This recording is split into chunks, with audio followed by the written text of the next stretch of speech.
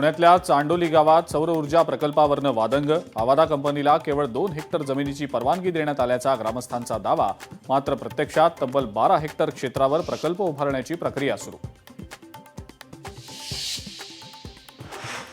अमरावतीमध्ये लहान मुलांना पळवण्याच्या संशयावरनं एकाला मारहाण। पोलिसांनी मध्यस्थी करत नागरिकांच्या ताब्यातून युवकाला पोलीस स्टेशनमध्ये आणलं।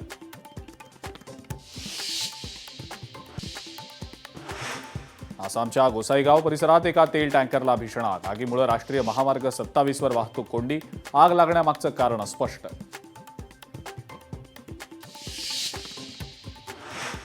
नांदेडच्या माहूरमध्ये घरकुल संदर्भातल्या विविध मागण्यांसाठी गावकऱ्यांचं आंदोलन। घरकुल योजनेमध्ये 2 कोटी रुपयांचा अपहार झाल्याचा गावकऱ्यांचा आरोप। दोषींवर कारवाईची मागणी।